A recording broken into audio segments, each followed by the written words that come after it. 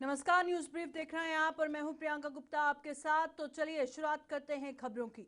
गृह मामलों की उच्च स्तरीय समिति ने आज माता वैष्णो देवी मंदिर का दौरा किया। सांसद राधा मोहन दास अग्रवाल ने की अगुवाई में समिति का प्रतिनिधिमंडल ने आज माता वैष्णो देवी के पवित्र दरबार में पूजा अर्चना की और उसके बाद सेरली हेलीपैड से रवाना हो गया।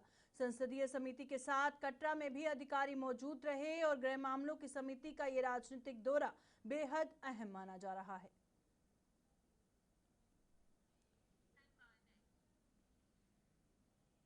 जम्मू कश्मीर बीजेपी अध्यक्ष एवं राज्यसभा सदस्य सत शर्मा ने पीडीपी अध्यक्ष महबूबा मुफ्ती के उस बयान पर प्रतिक्रिया दी जिसमें उन्होंने भारत और पाकिस्तान के बीच गुप्त तरीके से किसी तीसरे देश में बातचीत चलने का दावा किया था।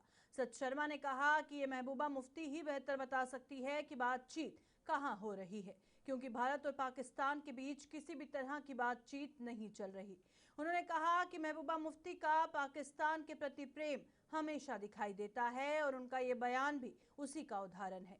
सत शर्मा ने कहा कि महबूबा मुफ्ती केवल सुर्खियों में बने रहने के लिए इस तरह के बयान देती है, जबकि उनके पास भारत पाकिस्तान वार्ता को लेकर कोई जानकारी नहीं है। वहीं मुफ्ती मोहम्मद सैयद के विजन से ही जम्मू कश्मीर मसले का हल निकलने संबंधित महबूबा मुफ्ती के बयान पर सत शर्मा ने कहा कि पूर्व मुख्यमंत्री का विजन अच्छा रहा होगा, लेकिन अब देश के प्रधानमंत्री और गृह मंत्री बेहतर जानते हैं कि पाकिस्तान के साथ बातचीत कब और किन परिस्थितियों में होगी।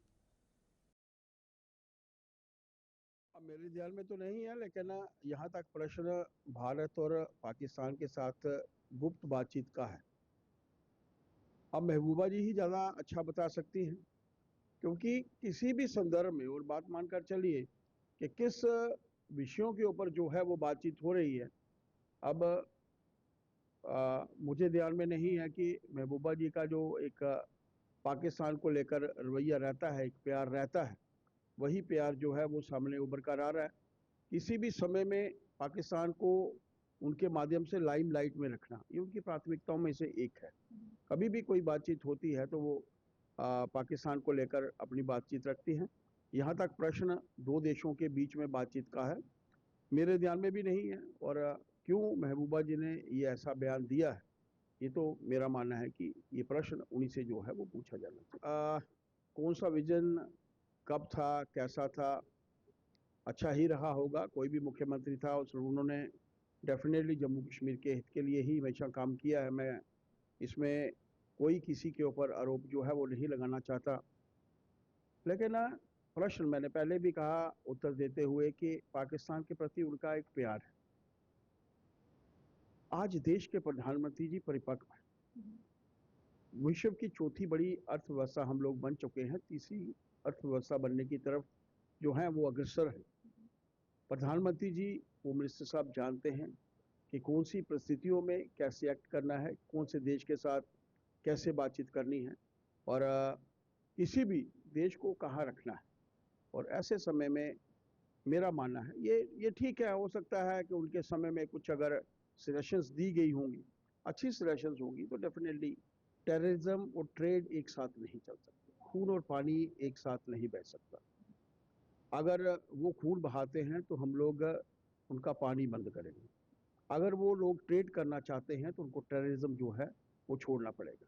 और ऐसे समय में प्रधानमंत्री जी ज़्यादा अच्छा जानते हैं कौन सा रास्ता बंद होना चाहिए, कौन सी परिस्थितियां। अब मैं मीडिया के माध्यम से ये विषय उजागर नहीं करना चाहता, लेकिन कभी वो डिस्कशन में मेरे साथ आए, फिर मैं बताऊंगा कि देश में प्रधानमंत्री जी के नेतृत्व में क्यों कर सोचा गया। भारतीय जनता पार्टी ने मुख्यमंत्री उमर अब्दुल्ला पर वादों पर खरा ना उतरने का आरोप लगाया। राज्यसभा सदस्य और भारतीय जनता पार्टी के प्रदेश अध्यक्ष सत शर्मा ने कहा कि मुख्यमंत्री अपनी जिम्मेदारियों से भाग रहे हैं। उमर अब्दुल्ला चुनावों में लोगों से किया गया कोई भी वादा पूरा नहीं कर पाए, लिहाजा उन्हें दूसरे मुद्दों को तूल देने की बजाय अपनी जिम्मेदारी निभानी चाहिए। देखिए, एक अवेयरनेस की लाने की आवश्यकता है। मुख्यमंत्री के माध्यम से कोई भी ऐसा बयान जो लोगों को भ्रमित करता है, मुख्यमंत्री जी को नहीं देना चाहिए। उनके क्षेत्र में जिस क्षेत्र के ऊपर जिस क्षेत्र के वो मुख्यमंत्री हैं, यहाँ पर एक अच्छा वातावरण बने, इसकी तरफ उनको काम करना चाहिए। आज के संदर्भ में तो मैं ये कहूंगा कि जिस मैनिफेस्टो को लेकर वो चुनावों में उतरे थे, उस मैनिफेस्टो के ऊपर वो खरे नहीं उतरे हैं। लोगों का ध्यान बरगलाने के लिए उनके माध्यम से ये प्रयास किए जा रहे हैं, कभी ये बयान, कभी वो बयान। आज जम्मू कश्मीर को जरूरत है एक ऐसा वातावरण क्रिएट करने की, डेवलपमेंट को लेकर। गर्मियां हैं, पानी की जरूरत पड़ेगी, गर्मियां हैं, बिजली की अच्छी जरूरत पड़ेगी, बरसातों के बाद सड़कों के निर्माण की जरूरत पड़ेगी, उसकी तरफ उनको ध्यान देना चाहिए। जम्मू कश्मीर के ट्रांसपोर्ट डिपार्टमेंट ने कहा कि रैपिडो बाइक टैक्सी सर्विस केंद्र शासित प्रदेश में बिना किसी वैध लाइसेंस के चल रही है। उन्होंने नागरिकों को इस सर्विस का इस्तेमाल न करने की चेतावनी दी और इस संबंध में ट्रांसपोर्ट डिपार्टमेंट ने आदेश भी जारी कर दिया। ट्रांसपोर्ट डिपार्टमेंट ने स्पष्ट किया कि कंपनी को केंद्र शासित प्रदेश में काम करने की इजाजत नहीं दी गई और जो कोई भी इस सर्विस में शामिल हो रहा है या इसका इस्तेमाल कर रहा है, वह अपने जोखिम पर ऐसा कर रहा है। इस पूरे मामले पर हमारी संवाददाता शिल्पा शर्मा ने जम्मू के आरटीओ जसमीत सिंह से खास बातचीत की। आइए आपको बताते हैं क्या कहना है उनका। जो पैरामीटर्स हैं उनको फुलफिल करना है, क्योंकि ये सब कुछ जो है ये लोगों की सिक्योरिटी और सेफ्टी। आप देखें, इसमें हमारी बच्चियां भी रैपिडो को यूज कर रही हैं, वो लेके निकलती हैं, हमारी बहनें हैं। तो सबसे पहले इसमें यही है कि ये एक ऑफिस होना चाहिए यहाँ पे हमारी यूटी में कहीं पे, ताकि किसी भी ऐसी कोई अगर कोई ऐसा कुछ होता है तो हम कहाँ ढूंढेंगे इस जो ये रैपिडो है, इसके अगर ऑफिस ही नहीं है, वो यहाँ रजिस्टर ही नहीं है, कहाँ से ये ऑपरेट कर रहा है, तो ये तो गलत होगा। तो इसीलिए यही देखते हुए हमारे वर्दी ट्रांसपोर्ट कमिश्नर साहब ने ये एक कल एक ट्वीट किया था एक्स पे, और उन्होंने ये कहा था कि इनको अपने आप को रजिस्टर करना है और लाइसेंस जो है इनको लेना है, क्योंकि आप ये कह लें कि इंश्योरेंस कौन लोग इसको चला रहे हैं, उनकी प्रॉपर रजिस्ट्रेशंस, ये सारी चीजें जो है वो होनी चाहिए, और एक ऑफिस और इसका ट्रैकिंग सिस्टम कि ये पूरा ट्रैक हो, कौन कहाँ से राइड ले रहा है, कहाँ जा रहा है, ये सब हक है जानने का जम्मू वालों को, कि हम एक सिक्योर और सेफ ऐप के थ्रू काम करें। और सबसे बड़ी बात, डाटा। आप देखेंगे ये सब कुछ डिजिटल है, तो इसका और साइबर भी अफेक्ट हो सकते हैं। तो ये चीजों को मद्देनजर रखते हुए हमने ये कहा है, कुछ लोगों को हमने बुलाया था जो ये इस सर्विस के साथ जुड़े हुए हैं, उनको कहा है कि मेल डालिए, जो भी इसको ऑपरेट कर रहे हैं उनको बोलिए लीगल टर्म्स में अपने आप को यहाँ रजिस्टर करवाएं। हमें कोई जिला प्रशासन उधमपुर ने आज डीसी कार्यालय में नशा मुक्त भारत अभियान के तहत महिलाओं की निगरानी समितियों के लिए पहले प्रशिक्षण कार्यक्रम का आयोजन किया। कार्यक्रम का उद्देश्य महिलाओं को नशे के दुष्प्रभाव और उनके नियंत्रण के तरीकों के बारे में जागरूक करना था। मुख्य अतिथि के रूप में उपायुक्त मिंगा शेरपा उपस्थित रहे और उन्होंने कार्यक्रम में हिस्सा लेने वाली महिलाओं को प्रशिक्षण के महत्व और समाज में नशामुक्त वातावरण बनाने में उनकी भूमिका पर प्रकाश डाला। इस अवसर पर उपस्थित अधिकारियों ने भी महिला निगरानी समितियों को विभिन्न गतिविधियों और जागरूकता अभियानों में भाग लेने के लिए प्रेरित किया। प्रशिक्षण में महिलाओं को व्यवहारिक सुझाव और सामाजिक सहयोग के तरीके भी बताए गए। जिला उधमपुर में जितने भी हमारे ग्राम पंचायत हैं 236 और हमारे जितने भी अर्बन वार्ड्स हैं, इन सब में महिला निगरानी समितियों का गठन किया गया है। महिला निगरानी समितियों का जो मेन और अहम रोल है वो है ज़िला प्रशासन और ज़िला पुलिस की आँख और कान बनना। आपको पता है जो हमारे ड्रग्स का प्रॉब्लम है ये अब पूरे सोसाइटी को तबाह कर रहा है। आपको पता होगा कि इस जो 100 ईयर्स का हमारा नशा मुक्त जेन के अभियान है उसमें सख्त से सख्त कार्रवाई की जा रही है। हर थाना लेवल पे जो हमारे नॉन ड्रग पेडलर हैं उनके फ़ोटोज़ लगाए जा रहे हैं। NDPS एक्ट के तहत सख्त से सख्त कार्रवाई की जा रही है। इसके अलावा ज़िला प्रशासन इसमें IEC कैंपेन कर रहा है। अगर मैं ज़िला उधमपुर की बात करूं, 40,000 से ज़्यादा ऐसे प्रोग्राम्स किए जा चुके हैं। हर ग्राम पंचायत में पदयात्रा की जा रही है, स्कूलों, कॉलेजेस, मेडिकल इंस्टीट्यूशंस में प्रोग्राम किए जा रहे हैं। पर इसमें आपको पता है कि जो ज़िला प्रशासन, ज़िला पुलिस तब तक इसमें सफल नहीं होगी जब तक ये पूरा सोसाइटी का इशू ना बने। तो इसी को मद्देनज़र रखते हुए जो महिला निगरानी समिति बनाई गई हैं, इनका अहम रोल होगा ये जो सोसाइटी में जो मोहल्लों में हमारे कई सारे ड्रग पेडलर्स हैं जो ज़िला पुलिस और ज़िला एडमिनिस्ट्रेशन के नज़र में नहीं है, उनकी खबर देना कि उन पर कैसे एक्शन किया जा सके। दूसरा, हमारे कई सारे अभी भी ड्रग एडिक्ट्स हैं जिनको हम विक्टिम्स ऑफ ड्रग अब्यूज़ भी कह सकते हैं, जिनकी ट्रीटमेंट नहीं हो पा रही है क्योंकि फैमिलीज़ इनकी खबर छुपा के रखते हैं। ऐसे भी केसेस लाना सो दैट इनको प्रॉपर मेडिकल ट्रीटमेंट दी जा सके और इनकी रिहैबिलिटेशन हो सके। तो मेरी आशा है कि आने वाले दिनों में हमें कई सारे अच्छे इनपुट्स और कई सारे हमें अच्छे विचार मिलेंगे महिला निगरानी समिति से, और इस पूरे आंदोलन को एक जन आंदोलन की तरफ हम बनाएंगे कि हमारा मकसद है कि नशा मुक्त JNK, नशा मुक्त उधमपुर, इसको SSP traffic Jammu rural Farooq Qaiser की लीडरशिप में model boys high secondary school Thana Mandi में ट्रैफिक नियमों पर एक अवेयरनेस कैंप लगाया गया। इस कैंप में बड़ी संख्या में स्कूल के स्टूडेंट्स, टीचर्स और स्थानीय लोगों ने हिस्सा लिया। प्रोग्राम का मकसद युवाओं में ट्रैफिक नियमों के बारे में अवेयरनेस पैदा करना और रोड एक्सीडेंट को कम करना था। फारूक कैसर ने कहा कि ट्रैफिक नियमों को मानना हर नागरिक की जिम्मेदारी है। उन्होंने स्टूडेंट्स को बताया कि 18 साल से कम उम्र के बच्चों को गाड़ी नहीं चलानी चाहिए, क्योंकि कम उम्र में गाड़ी चलाना न सिर्फ कानूनी जुर्म है बल्कि इससे जानलेवा एक्सीडेंट भी हो सकते हैं। उन्होंने बिना जरूरी डॉक्यूमेंट्स, ड्राइविंग लाइसेंस और हेलमेट के गाड़ी चलाने पर भी सख्ती से रोक लगाई। उन्होंने कहा कि पेरेंट्स को भी अपनी जिम्मेदारी निभानी चाहिए और नाबालिगों को गाड़ी की चाबी नहीं देनी चाहिए। कैंप में ट्रैफिक नियमों, रोड सेफ्टी को एक जरूरत बताया गया। मैंने एक गाड़ी ली, मेरे नाम पे जो है वो गाड़ी रजिस्टर हो गई, वो गाड़ी मैंने बेच दी और जो गाड़ी जो है वो ट्रांसफ़र नहीं की मैंने। अब जो आगे वाला बंदा है उसके पास SMS आएगा जो उसका ऑनर था ओरिजिनल, जिसने उसको बेची है।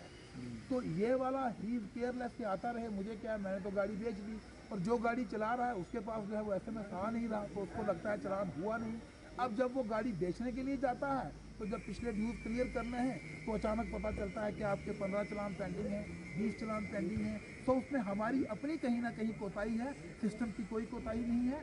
SMS जनरेट होता है उसी वक्त और आता है। इक्का दुक्का केस में कहीं हो भी जाए, I can not rule out that, but normally speaking इस तरह की शिकायत नहीं है कि SMS जो जनरेट नहीं तो है। उसको पहले तो इस साल हमने कोशिश की और हम उसमें जो है कामयाब रहे कि वो मुश्किल से 15 दिन के लिए वो जो है वो मूव रोड बंद हुई। अदरवाइज़ हमने पूरा साल विंटर्स में रोड जो है वो थ्रू रखी, जिसमें BRO की जो एफर्ट्स हैं, जो ट्रैफिक पुलिस की एफर्ट्स हैं और जो डिस्ट्रिक्ट पुलिस की एफर्ट्स हैं, ये जो है ये रही। और चूँकि रजौरी पुंछ से बहुत सारा जो इन्फ्लक्स गाड़ियों का है वो कश्मीर वैली जाता है, और ख़ासकर जो मेडिकल जो हमारा ट्रीटमेंट के लिए लोग बहुत सारे जाते हैं, तो उनके लिए बहुत बड़ी ये सुविधा है। कमिंग टू एक्सीडेंट, पिछले ही हफ्ते में एक्सीडेंट 2 हुए हैं, जिसमें से जो एक एक्सीडेंट है उसमें 4 की जानें जो हैं वो गई हैं। और यही लोगों को आपके द्वारा भी मैं यही कोशिश करूँगा समझने की ज़रूरत है कि हम जब गाड़ियों को रुकवाते हैं, एक टाइम जो है वो लिमिट जब वो सेट करते हैं, रेगुलेट टाइम के हिसाब से करते हैं, और अगर कहीं मौसम ख़राब हो जाए तो गाड़ियों को रुकवा लेते हैं, उसमें ट्रस्ट भी मुझे कोई खुशी नहीं मिलती। मेरे अफसर को वहाँ खड़े होकर कोई फ़ायदा नहीं उनको रोकने का, वो सिर्फ लोगों की जान की हिफाजत के लिए ऐसा किया जाता है। तो कई बार लोग जो हैं वो उसको समझें कि हम जब गाड़ियाँ रुकवा रहे हैं तो वहाँ पे आर्ग्यूमेंट ना करें, बल्कि समझ जाएं कि इसमें हमारी ही जान जो है उसका जो होगा। उस दिन पर्टिकुलरली उस दिन क्या हुआ था कि जब एकदम मौसम ख़राब हुआ, गाड़ियाँ जो थी वो रुकवा दी गई थी, लेकिन ये गाड़ी फ्लो में जो गाड़ियाँ रहती हैं उनमें से एक थी, अनफॉर्चुनेट है कि नीचे गई और लॉस हुआ। मैं आज खुद जो है मुगल रोड का विज़िट कर रहा हूँ। मैं एक बार वहाँ का जो भी सिनेरियो है उसको जो है मैं वो करूँगा, रिव्यू करूँगा, और जो कुछ हमारे लेवल पे होगा उसको सबसे बड़ा मैसेज ये है कि यूथ हमारा जो है वो एक सरमाया है, फ्यूचर है हमारे इस देश का, तो उनको जो है अपने आप को संभाल के रखें, अपने आप को। भलेसा और गंदोह सब डिवीजन के इलाकों में रोजाना लगने वाले भारी ट्रैफिक जाम ने लोगों का जीना मुहाल कर दिया है, जिसकी वजह से हजारों यात्रियों को भारी मुश्किलों का सामना करना पड़ रहा है। स्थानीय लोगों का कहना है कि गंदोह में रेगुलर बस स्टैंड न होना स्थिति का मुख्य कारण है, जिसकी वजह से सड़कों पर गाड़ियों का दबाव बढ़ जाता है।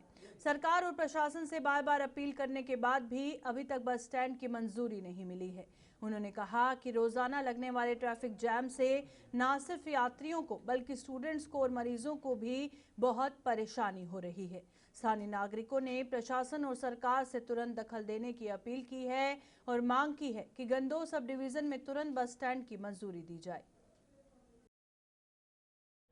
देखिए अर्जुन जी, ये एक बहुत बड़ी बदकिस्मती की बात है कि सब डिवीजन गंदोह में कहीं पे भी जो है तो बस स्टैंड यहाँ पे नहीं है और घंटों घंटों जो है तो इस सड़कों पे यहाँ पे जाम रहता है। अभी की बात करें तो अभी हम गंदोह यहाँ भड़की मोड़ पे जाम लगा हुआ था और गालिबन 30 से 40 मिनट ये जाम यहाँ पे रहा और कई सारे लोग यहाँ पे सफर हुए। इसमें कई सारी गाड़ियां यहाँ पे थी, एम्बुलेंस यहाँ पे थी, यहाँ पे सेना की गाड़ी यहाँ पे थी और कई सारे लोगों को यहाँ से पार जाना हो क्योंकि इधर से हॉस्पिटल नीचे है, यहाँ पे सब डिवीजन कम्प्लेक्स पार है। लोगों को कहीं पे इमरजेंसी काम जाना हो, किसी मुलाजमों को यहाँ पे ऑफिस जाना हो तो वो ऑफिस में जो है तो टाइम के नहीं पहुंच पाते क्योंकि यहाँ पे बस स्टैंड कहीं नहीं है और सड़कों पे जाम लग जाता है। देखिए अर्जुन जी, पिछले 1 घंटे से जो है मैं इस जाम में फंसा हुआ हूँ और इकलौती हमारी एक ऐसी सब डिवीजन है जिस सब डिवीजन में अभी तक कोई भी बस स्टैंड की सुविधा नहीं है।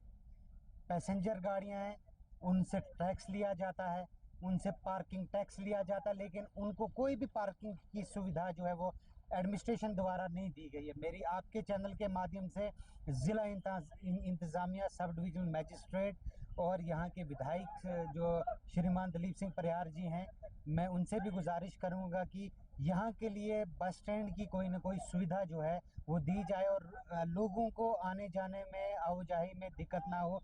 पिछले 1 घंटे से आप देख लीजिए हमारी आर्मी की गाड़ियाँ रुकी हुई, हमारी ऑफिशियल्स की गाड़ियाँ रुकी हुई है। कहीं भी बस स्टैंड जैसी कोई भी सुविधा नहीं है। 2 से 3 लाख आबादी इस क्षेत्र के अंदर है।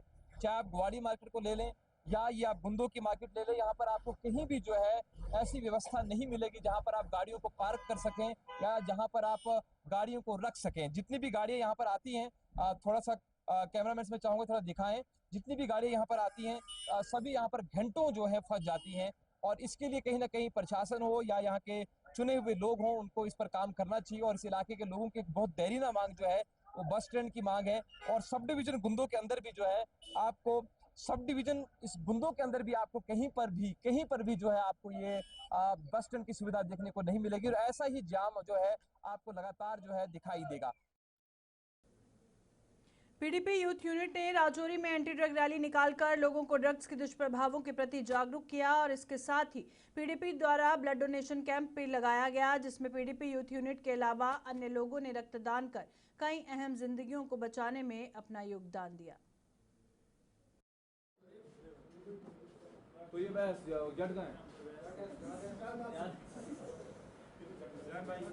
ये आज हम Jammu Kashmir youth peoples democratic party की तरफ से ये अवेयरनेस कैंपेन थी जो हमारी ड्रग्स के खिलाफ, कि हमारी जमात की तरफ से हमारी पार्टी की प्रेसिडेंट मोहतरमा महबूबा मुफ्ती साहिबा ने भी हमेशा से यही कहा है कि ड्रग्स को लेकर जो है समाज को एकजुट होना चाहिए। और आज उसी तरह पे जिस तरह से आप देख रहे हैं कि एलजी मनोज सिन्हा साहब ने भी 100 दिन का नशा मुक्त अभियान जो है रियासत में छेड़ा है, तो हम तमाम लोग इसको एक मास मूवमेंट बनाना चाहते हैं, कटिंग अक्रॉस पार्टी पॉलिटिक्स। हम चाहते हैं कि ये नशा समाज से दूर हो, इसके लिए हम सब लोगों को कोशिश करनी चाहिए।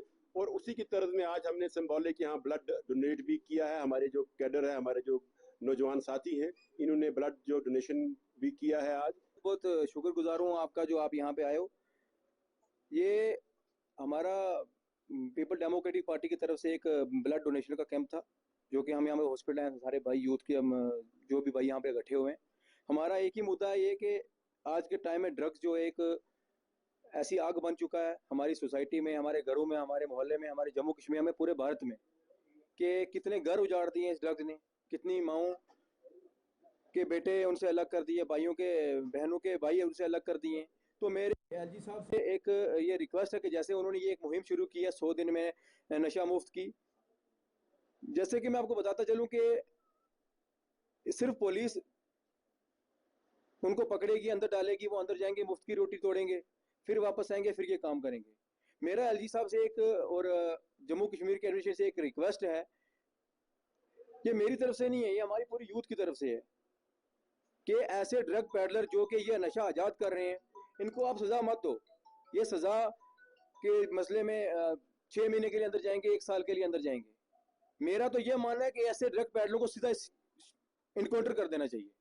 आज जो ये एक ब्लड डोनेशन कैंप जो है इन कंसर्न विद जो है ड्रग फ्री सोसाइटी में रखा गया है पीडीपी की तरफ से, तो हम सिर्फ लोगों को ये पैगाम देना चाहते हैं कि आप अपनी सोसाइटी में देखें कि कौन कौन से लोग जो हैं जो नशा करते हैं। इसके सिम्टम्स ये हैं, सुनने वाले सुने, क्योंकि हमने इस पर काम किया है।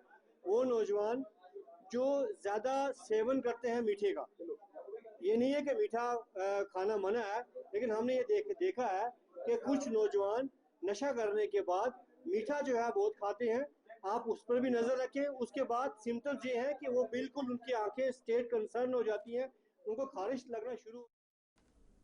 कांग्रेस ने संगठन सृजन अभियान के दूसरे चरण की तैयारी पूरी कर ली है। आज उधमपुर में आयोजित पत्रकार वार्ता में कांग्रेस के वरिष्ठ नेता एवं पूर्व विधायक ठाकुर बलबीर सिंह ने जानकारी दी कि इस अभियान के तहत अब ब्लॉक और पंचायत स्तर पर पार्टी पदाधिकारियों के चुनाव होंगे। संगठन सृजन अभियान का उद्देश्य जमीनी स्तर पर पार्टी की मजबूती और बेहतर समन्वय स्थापित करना है। उन्होंने बताया कि अभियान के पहले चरण में जिला और तहसील स्तर के पदाधिकारी चुने गए थे और अब ये प्रक्रिया स्थानीय नेतृत्व को सक्रिय करने और पार्टी संगठन को मजबूत बनाने पर केंद्रित रहेगी।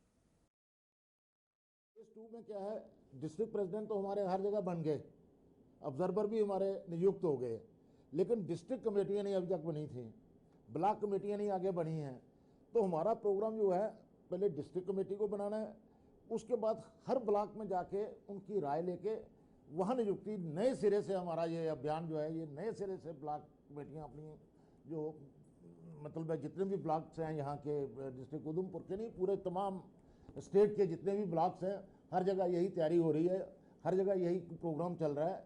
तो इसके बारे में हमने ये हमारी पार्टी की तरफ से हमें ये हिदायत थी कि प्रेस वार्ता करके ताकि लोगों तक ये बात पहुँचे, अच्छे अच्छे लोगों का चयन हो, अच्छे अच्छे लोग सामने आए। इस फेज 2 में क्या है, डिस्ट्रिक्ट प्रेसिडेंट तो हमारे हर जगह बन गए, ऑब्जर्वर भी हमारे नियुक्त हो गए, लेकिन डिस्ट्रिक्ट कमेटियां नहीं अभी तक बनी थी, ब्लॉक कमेटियां नहीं आगे बनी हैं। तो हमारा प्रोग्राम जो है पहले डिस्ट्रिक्ट कमेटी को बनाना है, उसके बाद हर ब्लॉक में जाके उनकी राय लेके वहाँ नियुक्ति नए सिरे से। हमारा ये अभियान जो है ये नए सिरे से ब्लॉक कमेटियां। न्यूज़ ब्रीफ में फिलहाल इतना ही, दीजिए इजाजत, नमस्कार।